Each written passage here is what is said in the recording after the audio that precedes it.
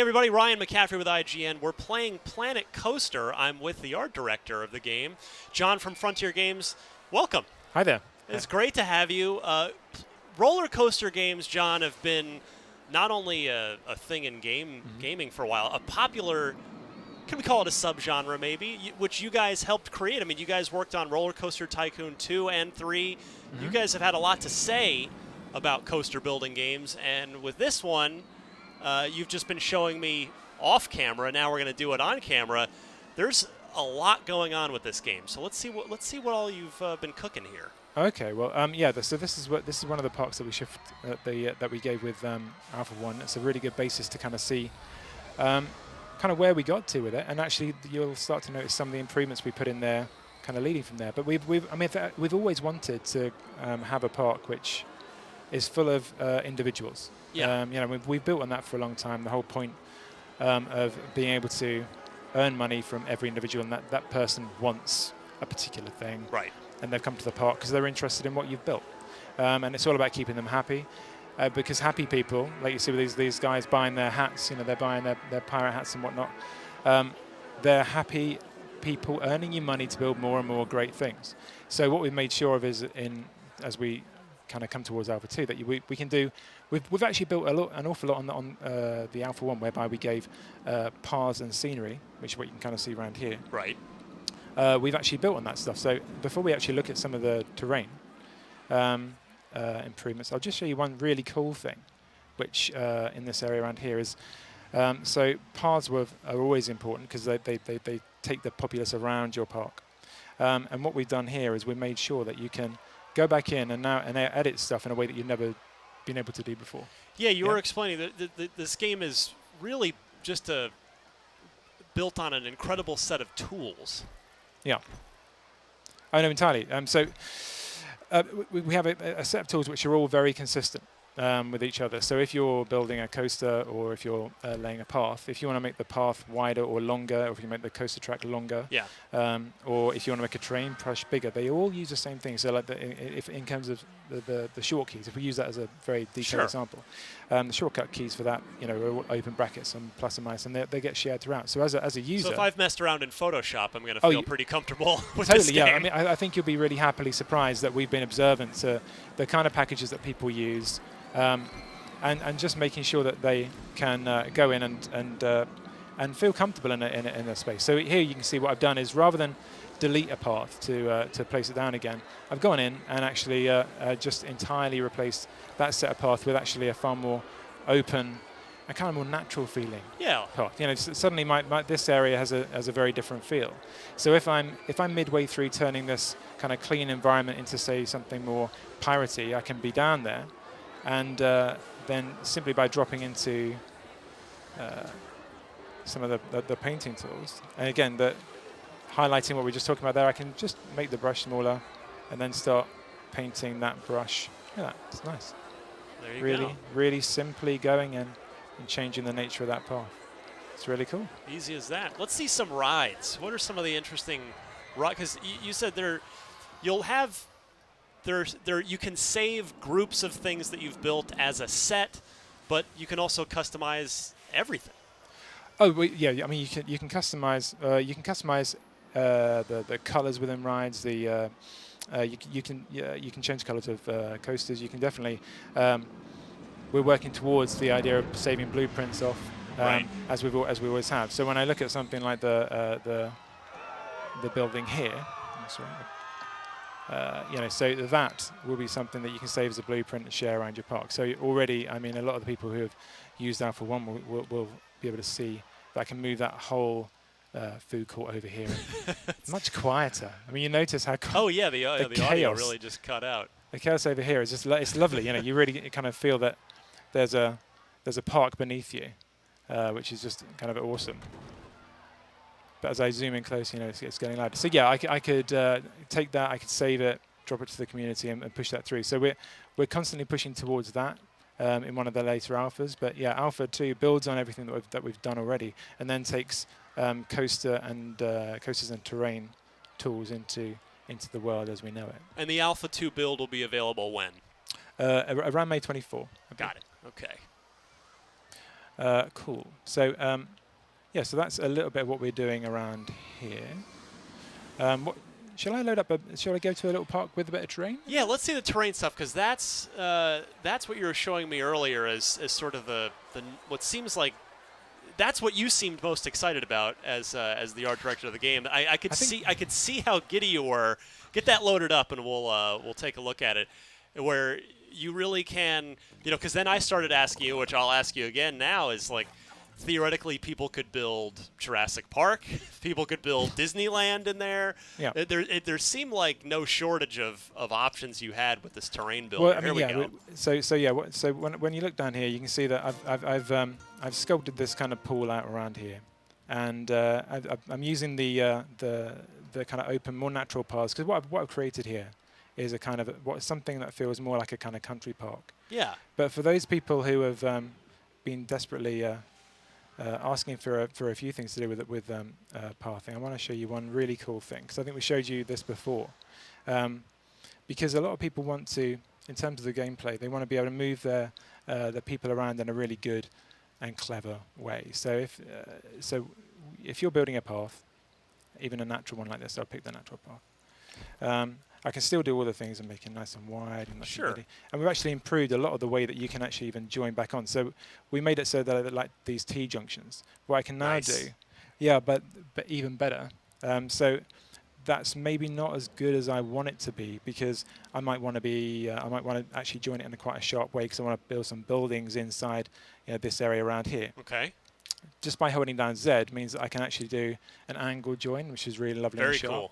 And that means that if I come to creating a kind of a building along here, and I want to run it perfectly in line, it's far easier for me to do that. So it kind of enables me to do a lot more than I've been able to do in the past. But this is a really lovely thing. So before, you could only ever elevate in a straight fashion. You could only ever go up. If I make this path go up, though, this is super cool. So that would be what you'd get in the earlier alphas. Sure. Now, in the more button, there's actually a curved elevation. So now you can see I can go up in a lovely bendy way. So I'll make this stupidly big, and we'll go stupidly wide. We'll try Exaggerated for preview purposes. Yes, which will mean that I'll make a trademark John Law's ridiculous park. So yeah, if I come around there a little bit, here we go. And it's not all about slopes, because if I just go down very quickly there, I could go on the level and do this. But if I go down in a tight way, I can now do. You see that that's actually a curved step as well. So you can do spiral curves and all the rest of it. So that's lovely. That's great. And in terms of the terrain stuff and how the terrain works with the path, because one of the biggest issues with terrain is if you've got an existing park, then you can, you'd be very proud of your park. There's stuff that you don't want to lose. So, and obviously when I look at something like this, I can build my hill. But obviously it's not just a height map. Height map's not what it is. It's a voxel landscape. So that means that just by, I'll make this. Push the intensity up so it's a bit extreme, and then knock it down. If I then start punching down through there, I can very quickly create a nice tunnel. Because because if you're trying to make a grotto, that's the kind of thing you want to be doing. I can kind of hollow that stuff out, and you can see I can keep on. In fact, I could theoretically just carry on doing and build a beautiful entirely subterraneous cavernous hole. I could lose myself down there really quite easily. The sun's coming back up again. So that's all great. But what if I build that really close to my building? That's no good. So what I want to do is to go in here and I'll put on scenery lock. So scenery lock is a really powerful tool. So if I have this path here, I can build this up, and what it does is it respects the scenery. Oh, cool. That's a nice touch. So now I can start to take an area, and rather than constantly burying it, I can actually put it underground and make. That's going to save untold amounts of time when building your park. But what it means is that if you're not a fantastic, or if you feel you're not a fantastic sculptor, I'm not. Yeah, but I think after this, you should have a quick go in it and just have a real little play and see what it feels like. we've given a lot of tools to allow people just to kind of get in there and actually try and create, hard rock faces and create things which are far more real. It's not that hard to create something which feels naturalistic, to be honest. It's not difficult really at all. And we have got extreme brushes to allow you to make kind of big fissures and stuff. Yeah. So if there's a particular park or an environment that you want to try and recreate, you can do it. So we did attempt to recreate a place, a special place. Where are we here? Over here. If I'll look up. So what and I apologise for anything I may have done. That's. That might be the most American thing I've ever seen to have theme parkified Mount Rushmore. Well, turned it into a ride. Absolutely. And That's great. Again, we're not. I don't know whether I think the likenesses were okay. They're probably. I did try and Planet Coaster them up, so I've given them kind of dotty eyes. But again, none of this is kind of a curious export. It's not something coming from a 3D package. It is all entirely real. So just to kind of show you it's all there. You can kind of go in and give them a nice beard if you want to. But yeah, there's all kind of interesting stuff to see and do around there. And I guess the other cool trick before we wrap up you were showing me is that you've made the tool smart enough that you can run the roller coaster underground very quickly and easily. Yeah. So this is very much. So we're at like 1.6 in the development. Mm-hmm. So this is a very sneak preview of what you can do. I'll. Well, given I use a very patriotic ride, considering we've got Rushmore there, and go from there. So look. So if I go over, place it here, I think. That'll be okay. Give it chain lift.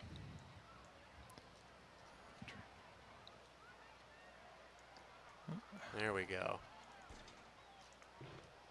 Right, spin it around. Just pick a different camera because we've got really useful cameras to allow you to attach and spin around when you're building your coasters.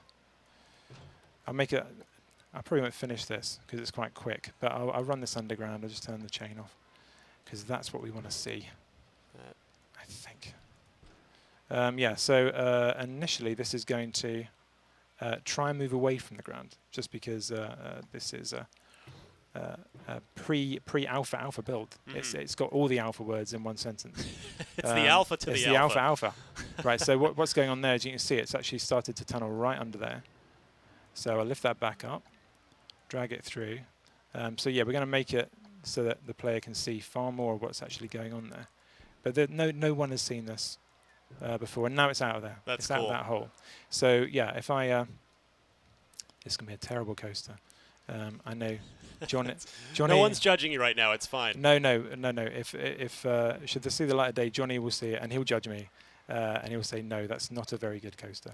But if I, I'll just keep on hammering back over here. I think the little autocomplete might work. Well, good stuff. And then you were and the community.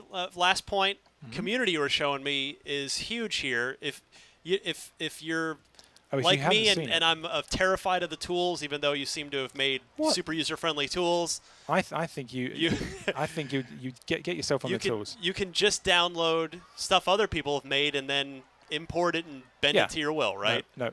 Yes. You can't. So you can't bring in a blueprint as yet. If that's. But we're getting there. Oh yeah. Without. I mean, so for us, the alpha, probably alpha 3 is going to be mainly about community, and that's when we're moving towards the sharing side of it.